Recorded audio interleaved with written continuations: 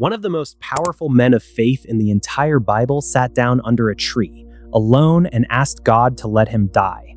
Not a man of weak faith, a man who had just called down fire from heaven in front of an entire nation. If Elijah could collapse under the weight of exhaustion and anxiety, you collapsing does not mean your faith failed. It means you're human, and what happened next is exactly what you need right now. Here's something almost never preached honestly. Some of the worst anxiety and depression in Scripture hits immediately after the biggest spiritual victories, not during the failures. 1 Kings 18 ends with Elijah standing on Mount Carmel, having just called down literal fire from heaven in front of 450 false prophets and an entire watching nation. It's one of the most dramatic displays of faith in the Bible.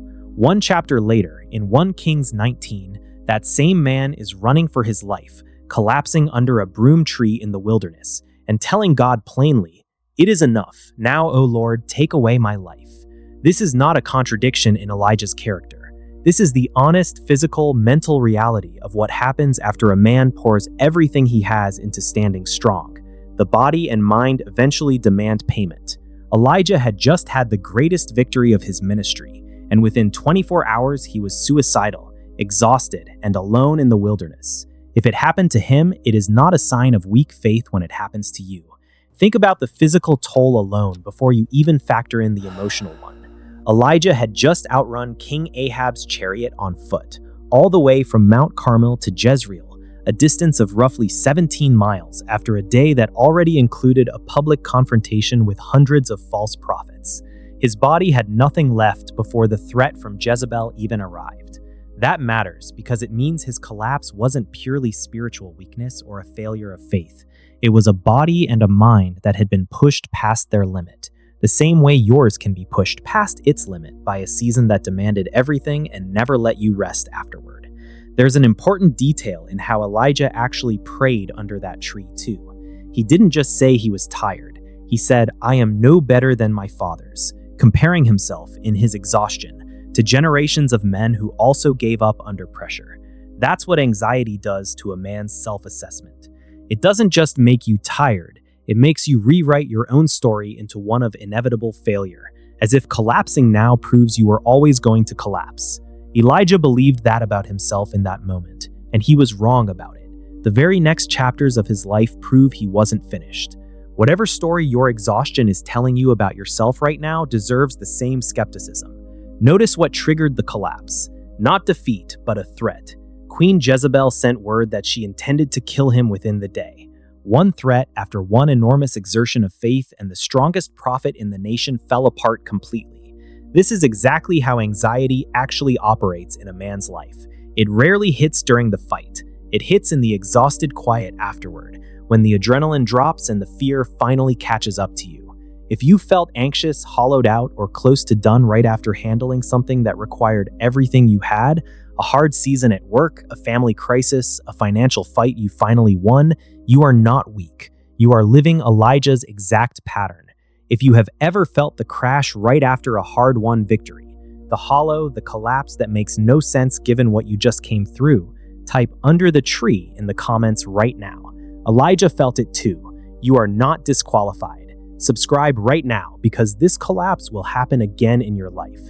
It happens to every man who fights hard for his family, and you'll need to remember what God did with Elijah next. Hit like so this reaches the next man sitting in his car after work, unable to explain why he feels like he's drowning after a win. And if you know a brother who just went through something hard and seems fine on the outside, check on him today. Elijah looked fine standing on that mountain too, right before he collapsed. Because what God does next for Elijah is not a lecture. It's the exact opposite of what most men expect.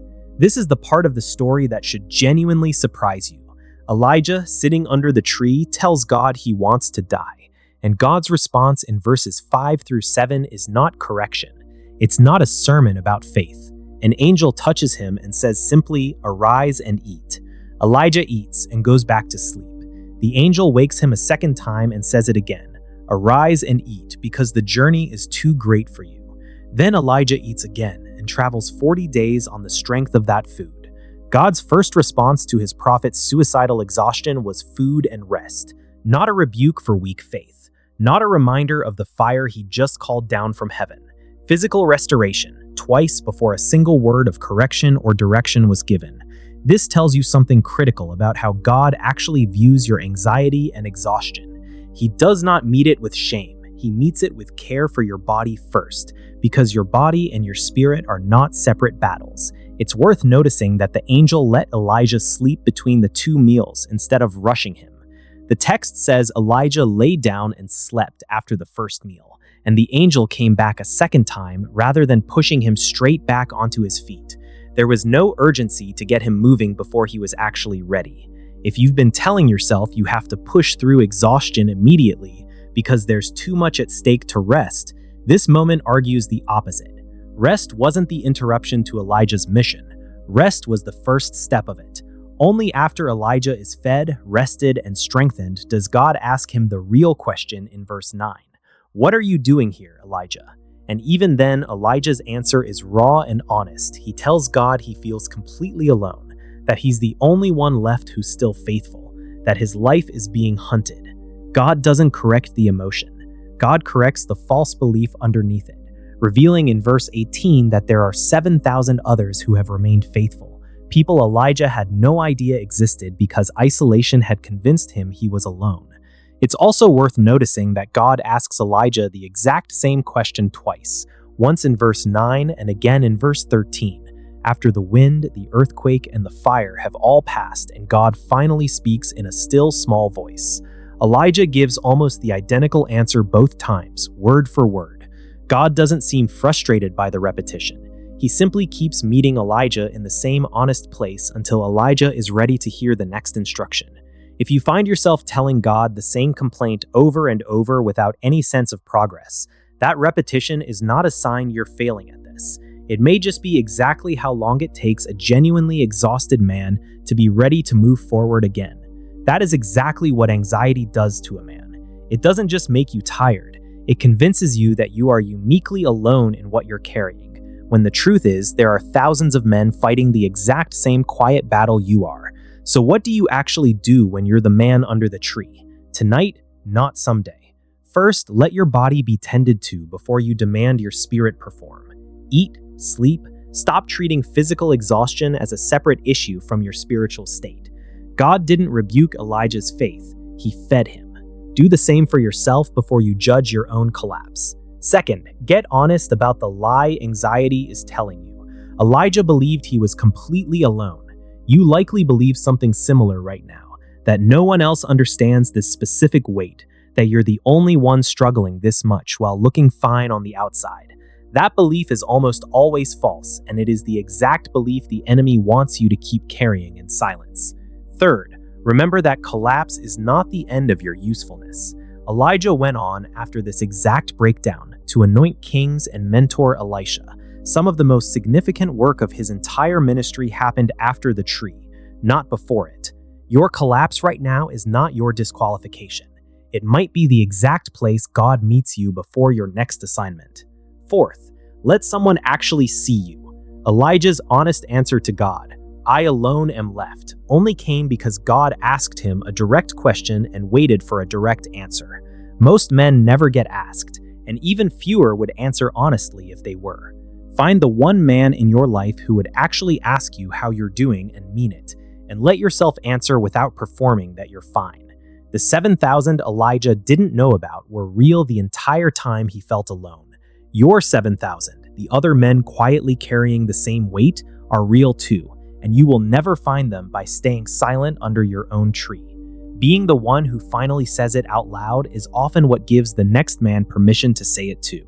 One last thing worth noticing. After all of this, God doesn't send Elijah back to another Mount Carmel moment. He sends him to anoint a successor. Elisha wasn't a demotion. He was proof that God had already been planning the next chapter of the work even while Elijah lay under the tree convinced it was over. Your collapse is not the end of the story either. It might just be the quiet hinge point where God starts preparing the next thing, long before you're able to see it yourself. You are not failing because you feel like you can't take another step. Elijah didn't either. Get up, eat, and keep walking. The journey isn't over.